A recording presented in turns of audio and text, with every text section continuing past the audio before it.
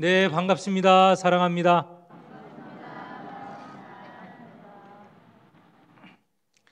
어제 18사람이 광주 선교 관계지 탐방을 하고 왔습니다. 광주 양림동에 선교사들이 남긴 여러 교회, 학교, 병원 그리고 등등 여러 가지 선교 관련지 방문하고 많은 감동을 받고 왔습니다. 저만이 아니라 아마 참석하신 분들도 감동을 받고 오셨을 것이라 믿습니다.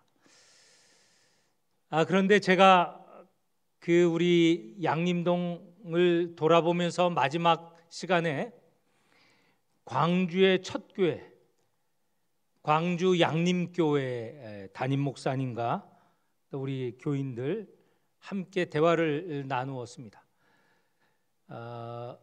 그 담임 목사님께서 우리 탐방하는 저희들을 초청해 주셔서 다 차와 또 팥빙수도 대접을 받았습니다. 근데 그분과 제가 이제 마주 앉아서 이야기를 하는데, 원래 광주의 선교사가 가려는 것보다 나주로 가서 나주에서 선교를 하려고 했답니다. 광주에 온 첫 선교사이면서 광주 선교의 대부처럼 불리는 분이 유진벨, 우리말로는 배유지 선교사님인데, 그분이 처음에는 나주로 가려고 했답니다. 여러 선교팀 선교사들과 함께 나주로 가려고 했는데 나주에서 반발이 심했다고 합니다. 나주의 양반들 또 유생들이 반대했다고 합니다. 왜 그런가? 여러분, 전라도라는 말이 어디서 왔는지 아시죠? 전라, 전은 전주, 나는 당연히 나주겠죠. 그래서 이전에 전주가 가장 컸고, 지금 우리가 전라남도라고 불리는 지역에서는 나주가 가장 컸습니다. 그래서 선교사들이 가장 큰 도시인 나주로 가려고 했다는 것이죠. 근데 거기서 받아들이지 않았다고 합니다. 그 당시 나주의 인구가 20만이 넘었다고 하고, 거기에 들어가질 못하니 그래서 온 곳이 광주라고 합니다. 광주는 1890년 중반에 한 5천 명 정도만 모이는 작은 마을이었습니다. 그 마을로 선교사들이 오게 되었다는 것이죠. 그런데 그때 이후에 지금 한 130년이 지났습니다. 광주와 나주 차이는 우리 젊은이들 말로 어마무시하죠. 너무너무 바뀌었습니다. 그 당시에 가장 컸던 나주는 축소가 되어서, 제가 조금 전에 한번 봤습니다. 한 11만 명, 옛날보다도 더 줄어들었죠. 광주는 지금 140만 명이 넘어서 우리 대전하고 거의 엇비슷하더라고요. 인구가 많아지고 커졌다고 잘된 것은 아니지만, 이 광주에 그야말로 천지가 개벽할 정도의 이 변화는, 그 시작이 선교사가 들어와서 교회를 세우고 학교를 세우고 병원을 세우고 근대 문물을 받아들이면서 완전히 바뀌었다는 것이죠. 선교사들이 광주에 왔을 때는 광주를 둘러싼 성이 있었다고 합니다. 그 안에 한 5천 명 사는 거죠. 그 안에 들어올 수 없었고, 성박, 성안과 성박이 다르지 않습니까?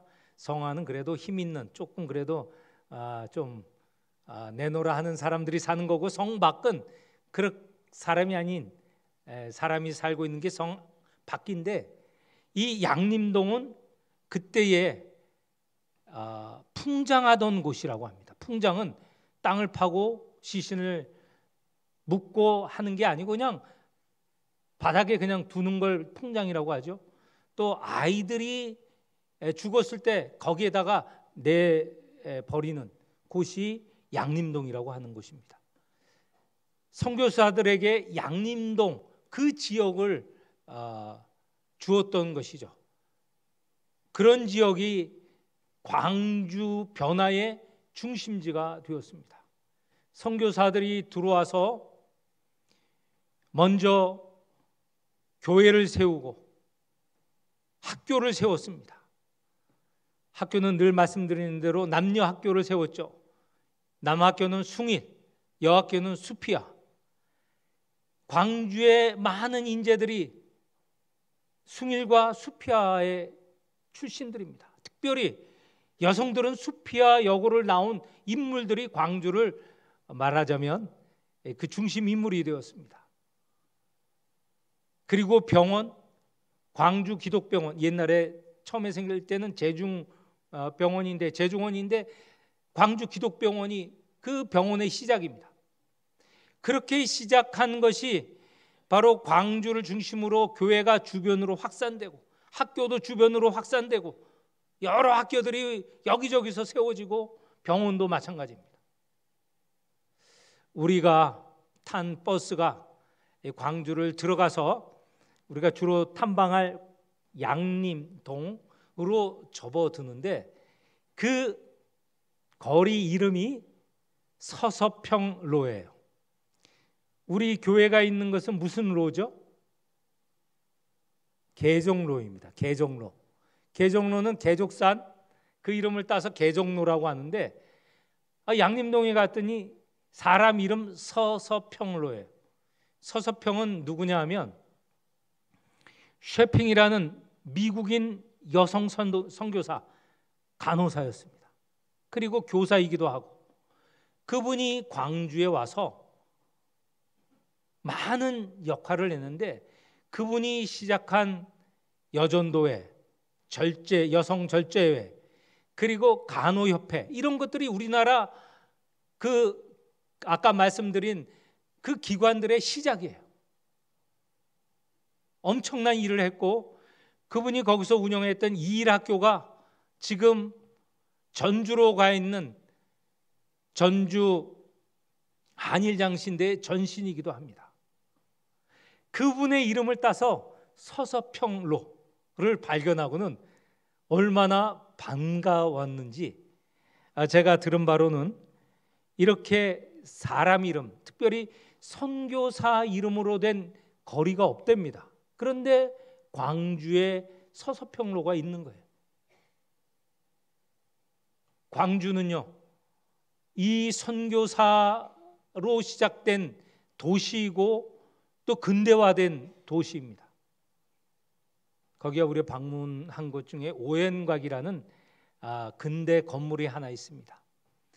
광주 양림교회와 접해져 있는 건물인데 선교사가 지었고 거기에서 광주에서 처음으로 음악회가 열려졌고 처음으로 연극이 거기서 벌어졌고 거기서 모든 모임, 근대화적인 모임이 거기서 시작이 되었다는 거예요.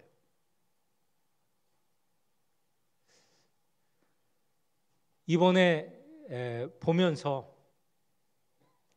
광주의 선교사, 하나님의 말씀, 하나님의 역사가 있었기 때문에 광주가 변화됐는데 안타깝게도 그 좋은 기회를 나주는 잃었어요.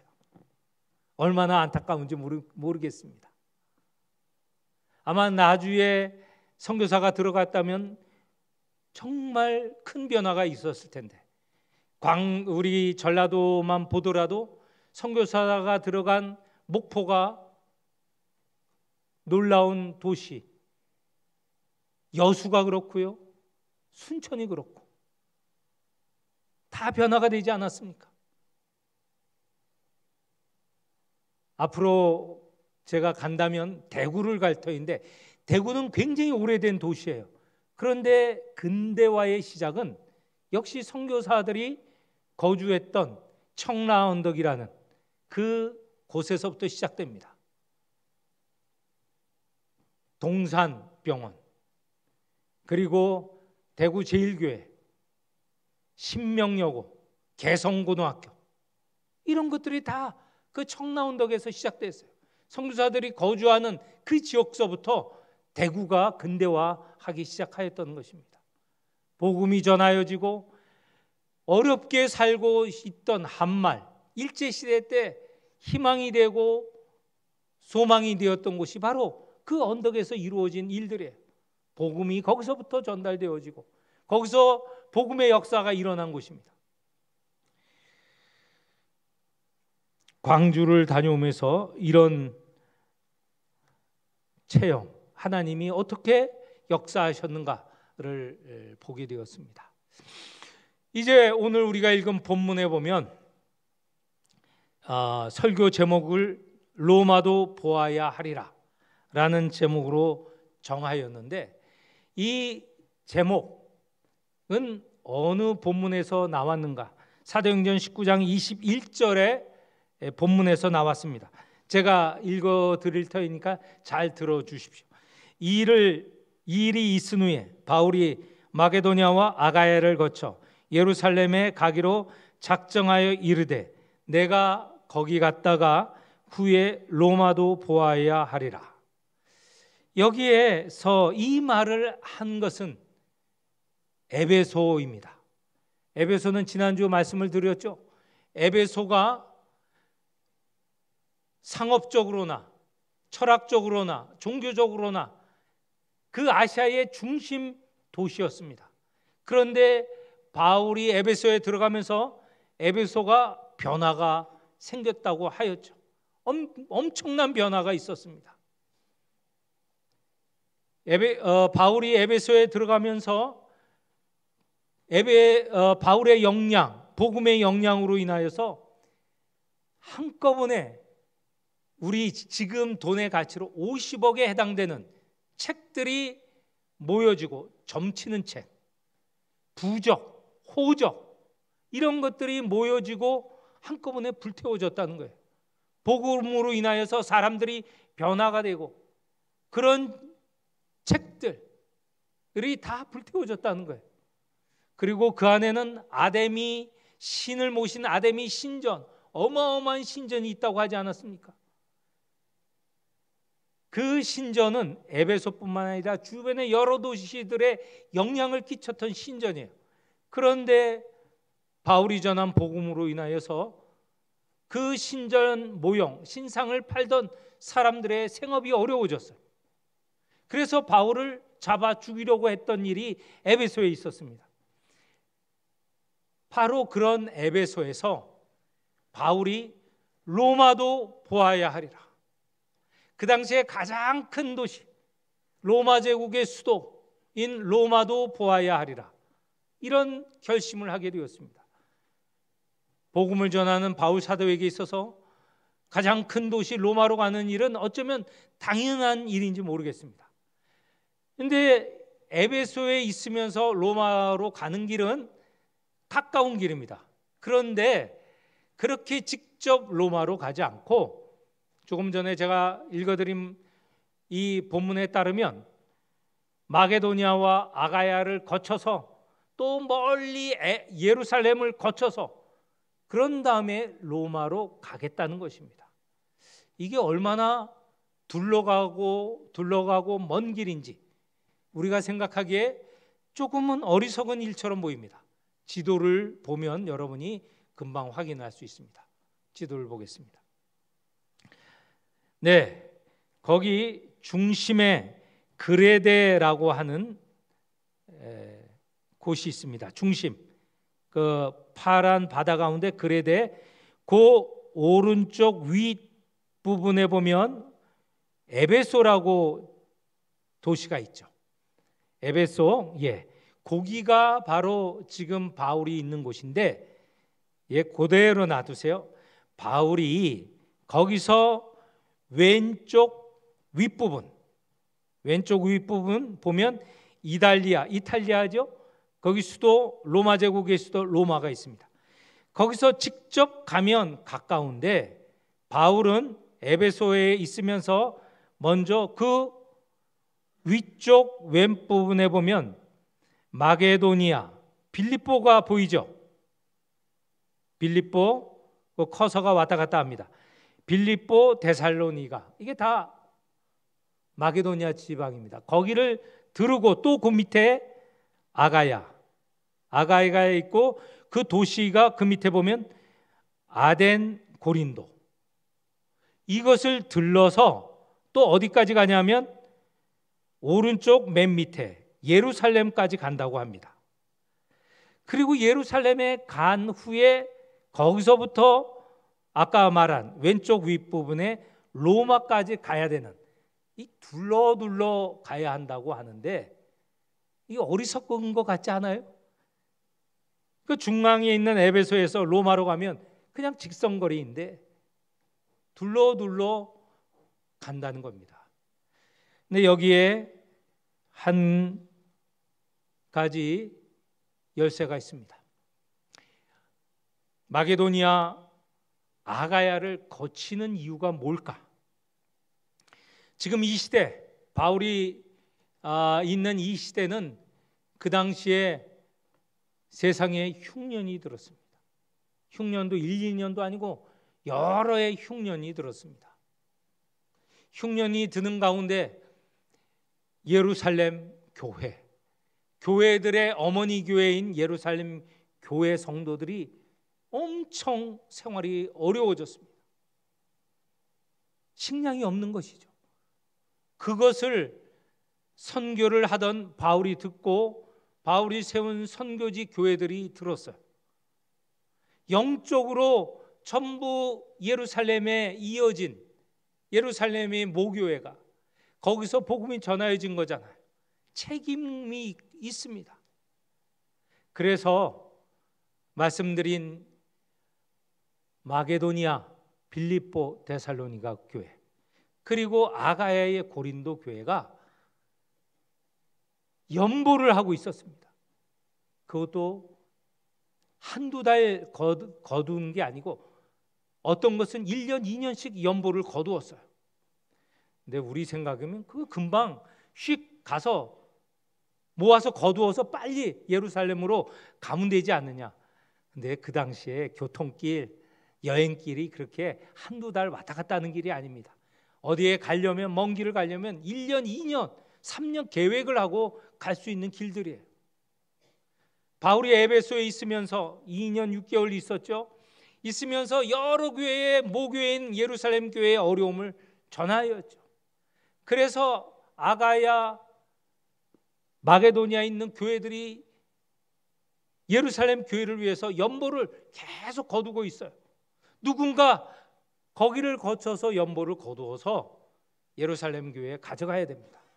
그래서 지금 에베소에 있는 바울이 바로 로마에 가지 않고 마게도니아 아가야를 거쳐서 그것을 다 연보를 모아서 예루살렘으로 간다는 것입니다. 그게 실질적으로 이루어졌어요.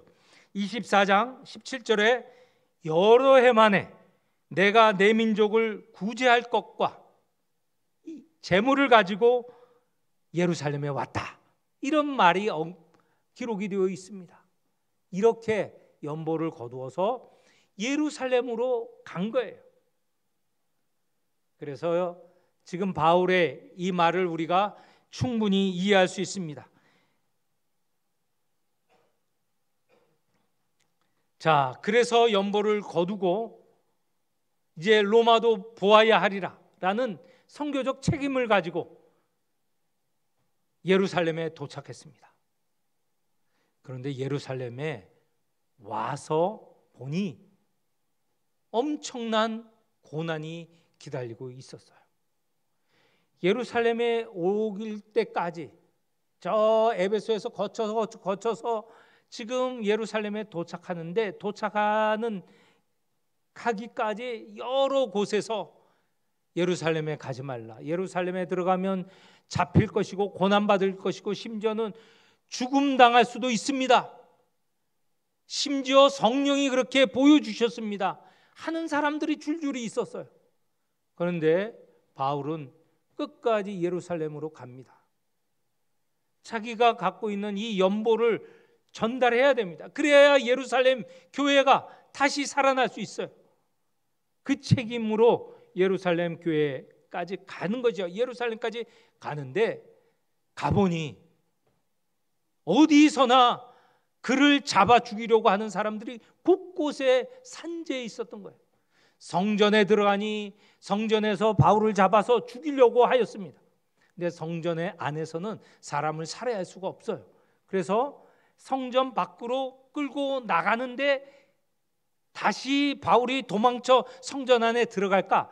바울을 끌고 성전 밖으로 나오는 순간 성전 문을 닫아버려요. 바울을 죽이려고 하는 것이죠.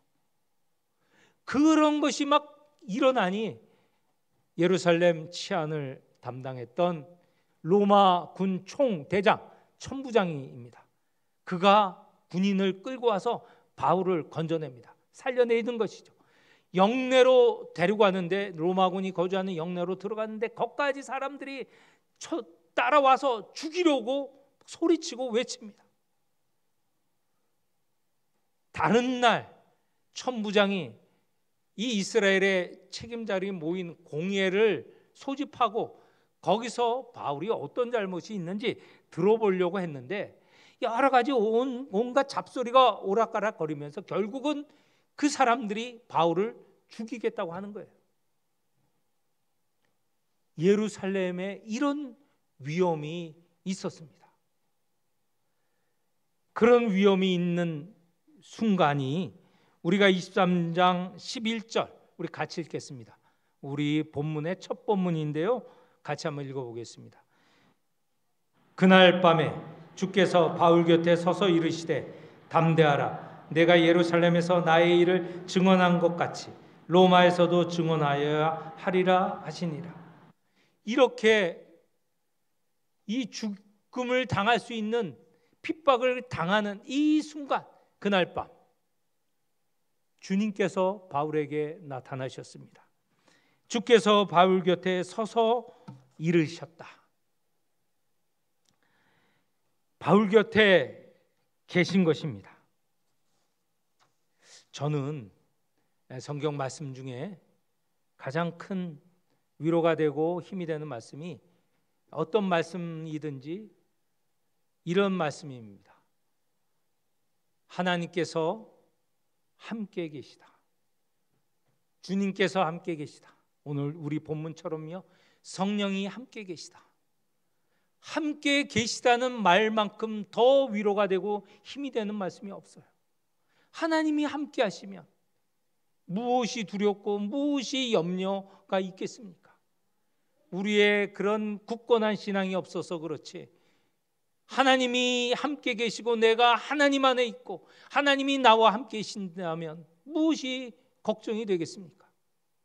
바울은 지금 이 순간, 이 감옥에 있는, 로마군 감옥에 있는 이 순간, 방금 전까지 죽이려고 하는 사람, 또 직접 구타를 당하여서 죽을 뻔한 그 죽기 직전의 상황을 벗어난 바울에게 있어서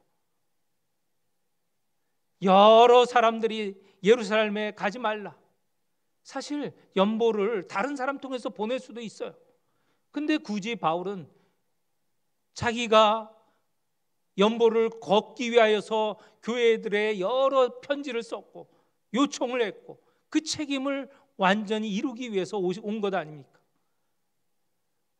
다른 사람이 했어도 되는데, 또 예루살렘에 몰래 들어왔다 몰래 나가도 되는데, 왜 내가 이런 고난이 있지? 왜 이렇게 죽을 뻔한 상황에 있지?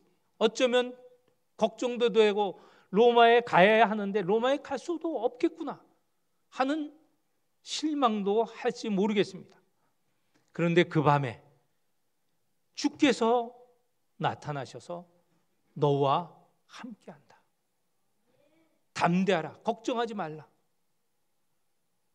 바울에게 새로운 힘이 되고 전환점이 된 거죠. 아, 나는 이제 분명히 로마에 갈 수 있구나.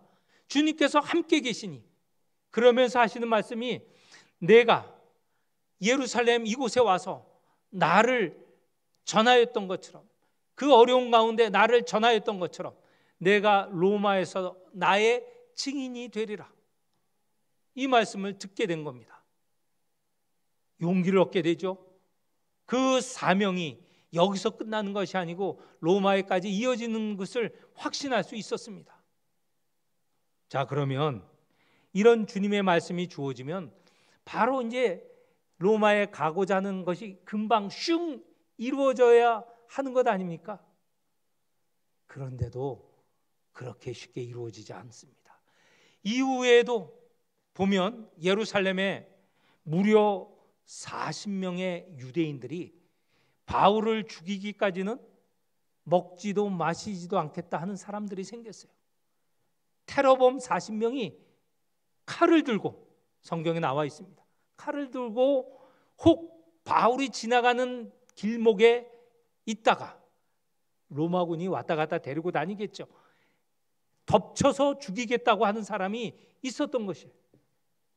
로마군이 그걸 알고 이 예루살렘에 데리고 있다면 큰일 나겠다 해서 총독이 있는 가이사랴로 데리고 갑니다. 제가 말씀드렸잖아요. 총독, 로마군 총독, 로마의 총독은 예루살렘에 있는 게 아니고 가이사랴에 있다고 했습니다. 절기 때 예루살렘에 온다고 했습니다.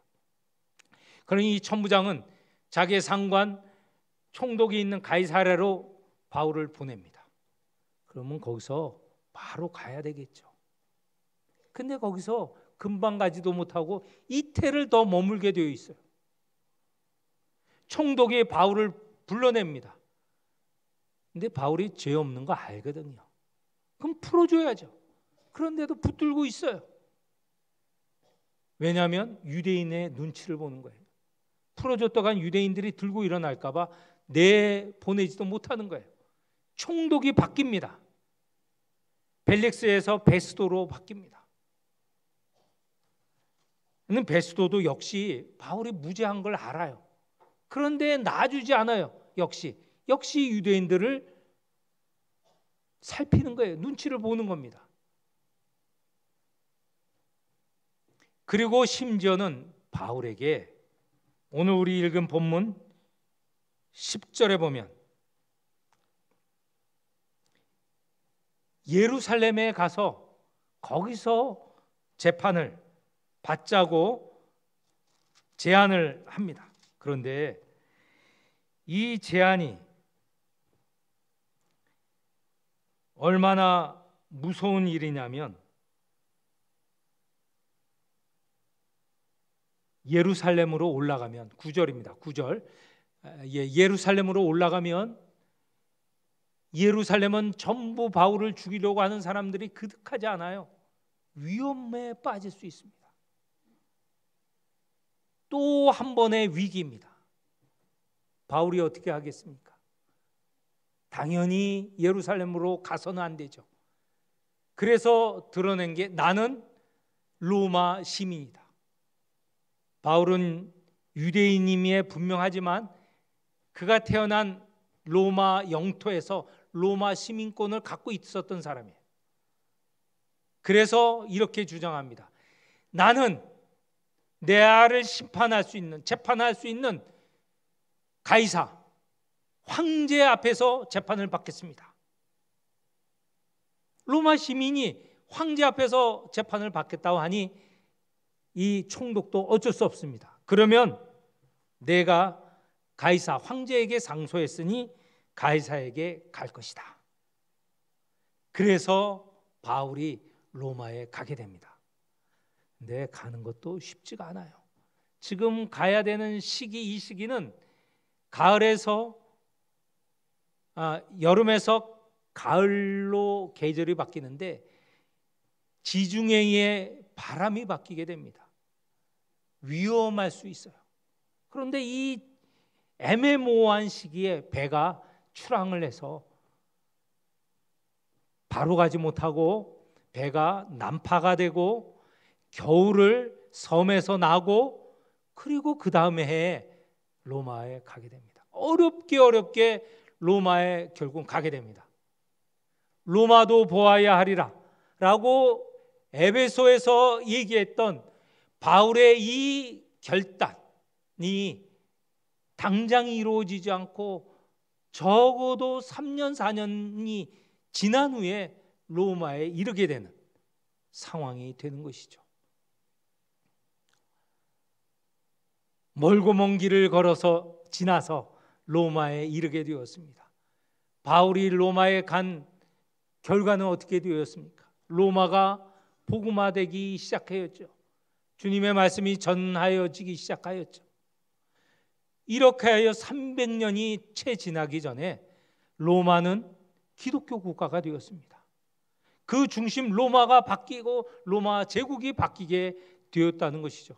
그 이후에 이 복음이 점점점 전하여져서 아시아 지역, 아프리카 지역, 그리고 저 미국, 아메리카 지역까지 복음이 전 세계로 전하여지고 오늘 우리나라에까지 오게 된 것 아닙니까? 지형적으로 볼 때 바울이 돌아 로마에 갔지만 우리가 생각하기에 많은 시간이 걸리고 둘러간 것을 볼 때 어리석다고 생각하지만 결국은 로마에 이르게 되고 그 결과가 세계 선교에 큰 영향을 끼치게 되었습니다. 우리에게 온 선교사, 특별히 전라도에 온 선교사, 나주에 갔으면 나주가 변화됐을 것입니다. 그러나 광주에 가서 광주가 엄청나게 변화가 되었습니다. 복음의 시작, 그리고 근대화의 시작이 된 것이죠.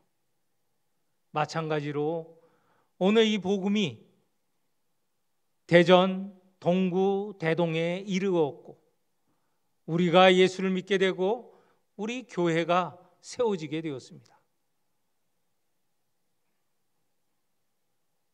오늘 우리 한 사람 한 사람에게 로마는 어디입니까? 어떤 사람은 그 로마가 저 라오스일 수도 있고 저 대동의 구석일 수도 있고 어떤 이에게는 저 대전 전 지역이 될 수도 있습니다. 어떤 분은요 가까운 가족이 로마가 될 수도 있습니다. 내 가족, 내 자녀가 먼 그런 로마가 일 수도 있습니다. 여러분이 생각하는 로마는 어디입니까? 바울이 생각하는 로마는 먼 도시 있지만 그 도시를 통하여서 복음이 온 세상에 전달되어진 것처럼 여러분이 생각하는 로마는 어디입니까? 거기에 가서 그곳 사람과 만나서 거기서 복음을 전할 때 주변이 바뀌게 되는 겁니다. 멀리 갈 수도 있지만 내가 함께 살고 있는 우리 가족, 내 형제, 자매가 로마일 수도 있습니다. 거기에 복음을 전할 수도 있다는 것이죠. 오늘 이 말씀을 통하여서 주님께서 우리에게 말씀하십니다. 여러분들의 로마는 어디입니까? 그곳을 가기 위해서 얼마나 수고를 하고 있습니까? 그곳에 가서 복음을 전하고 있습니까?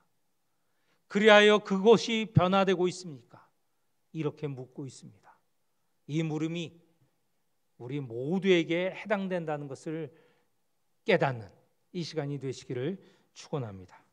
하나님 아버지, 바울이 에베소에 있을 때 로마도 보아야 하리라는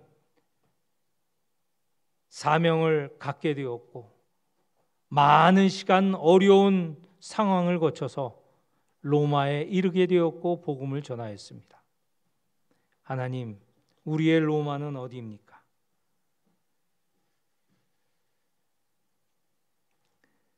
우리에게 물으십니다. 오늘 우리 각각 우리의 로마를 생각하고 내가 갈 로마를 위하여서 기도하며 그 로마도 변화되어야 함을 믿고 그 변화시키는 사명을 갖게 하여 주옵소서. 예수님 이름으로 기도합니다. 아멘.